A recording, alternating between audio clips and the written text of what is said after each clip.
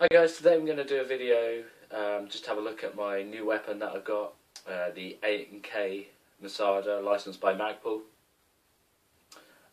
Here it is. It's in black. Most people like to get these in tan, but this is a black one obviously. Yeah, so where to start? This is how you get the gun stock. Nothing really comes on it. We'll start at the front end of the gun. Basically it comes with standard, it's actually a metal flash hider. It's a metal outer barrel. Then you get this Magpul styled handguard. Now the thing about the handguard is you've only got the rail on the top, which is actually part of the upper receiver. You don't get this rail underneath. I've actually put that on myself. You have to buy rails for it unless you specifically get a rail version, which I didn't. So I put this rail on myself, screwed it on. Inside this handguard, you don't actually get a huge amount of space. You can only fit mini batteries in, or lipos.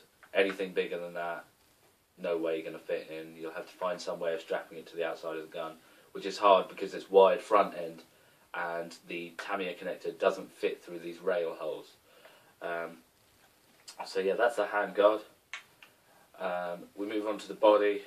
I think it's a metal top receiver, and you've got a nice polymer plastic bottom receiver. Yeah, you've got some trademarks along here, and you've also got some on the back, which I'll show you up close now.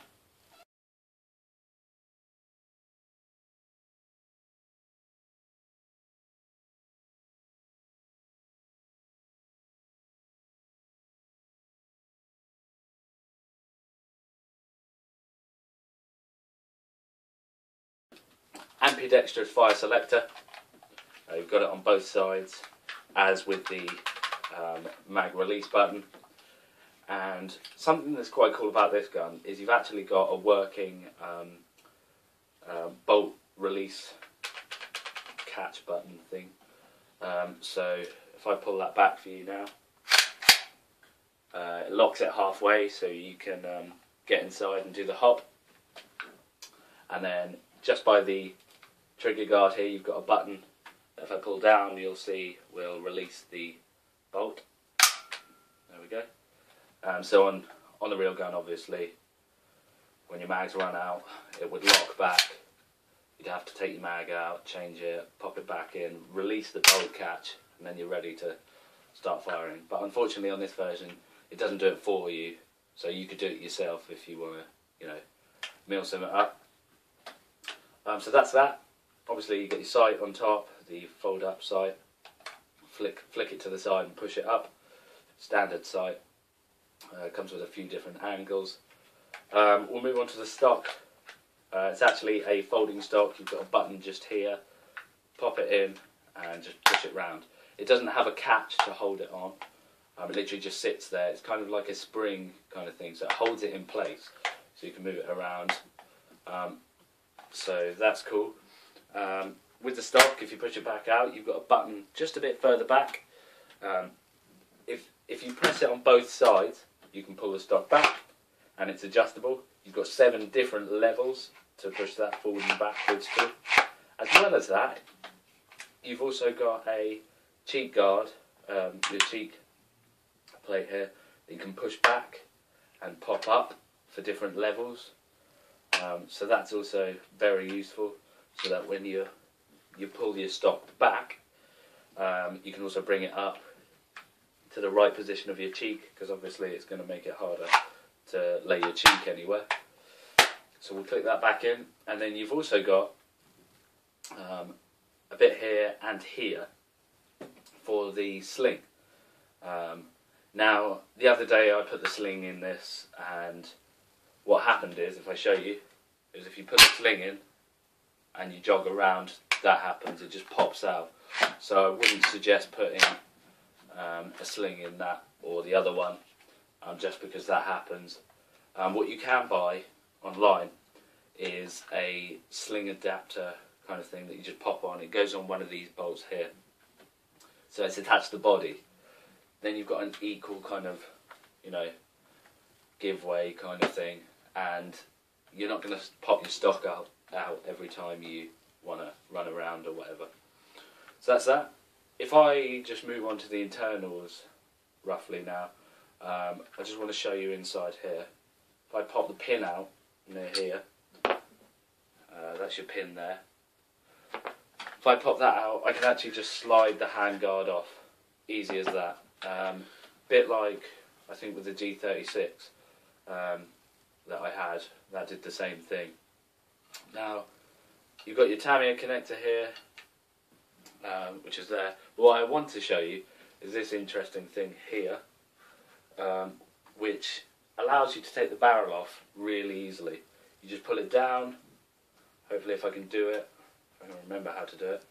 Pull it down, you press a small button just in there, like there. Push that down, and then it should twist to the side.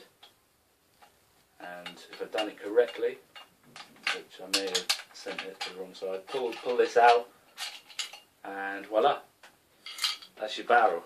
You pulled it out. It's just a twist and go kind of thing, and you can swap those out for a shorter barrel for a bit more of a CQB kind of thing, because you can get them that come right up to here with the flash hider, and also you can get to your, you know, your inner barrel really easily then. You've got your little hop unit here, and the rest of it plugs into here. And as you can see, the hop uses a kind of sliding mechanism backwards and forwards, unlike a wheel on the M4 that you see. I'll just pop that back together now. Right, so now we've got that back on. I haven't looked inside here. I've taken the top receiver off, but I haven't gone into the gearbox at all to do any upgrades yet. So as far as I know, it just looks like a standard kind of M4 gearbox. I may be wrong, but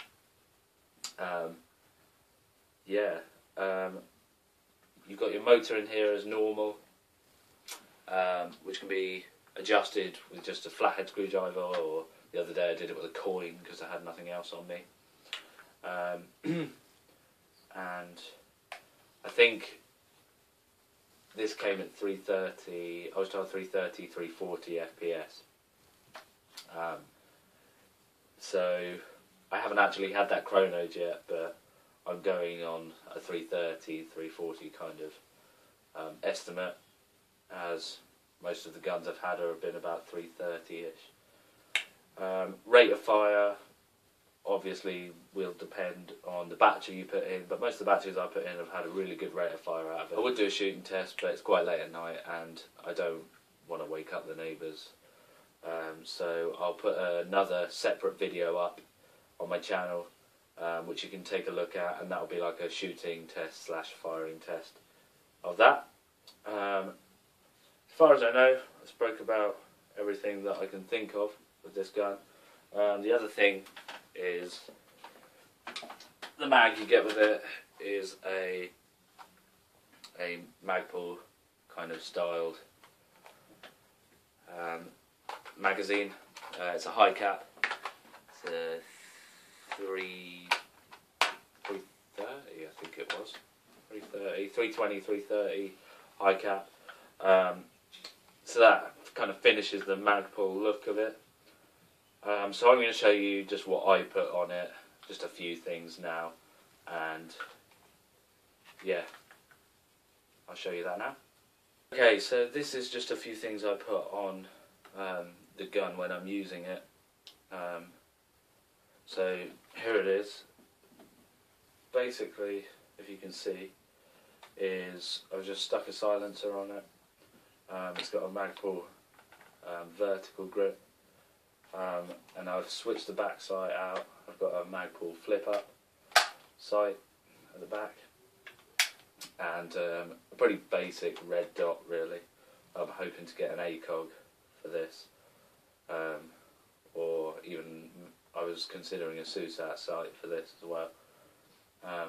But for the moment this red dot serves its purpose quite well. So yeah, not a huge difference, but something to hold on to, something to give me a bit of aim. I've also got the flip up and the original front sight if if my red dot runs out, say during the day, then I've got some original sights and a silencer, which actually kind of works, stops the loud clacking noise, gives it more of a popping noise. So yeah, don't think I missed anything else out. I said it was ambidextrous, so overall I'd really consider getting this gun. I'd try and persuade anybody else to get this gun. Loved it straight away. The range is really good on this gun, and yeah, it's just overall a great gun. And A&K and Magpul have really done something special here. So thanks for watching my video. I've got more videos coming out. I'm going to do a loadout review soon, and obviously we've got the firing test coming out for this. So stay tuned, subscribe, and thanks for watching.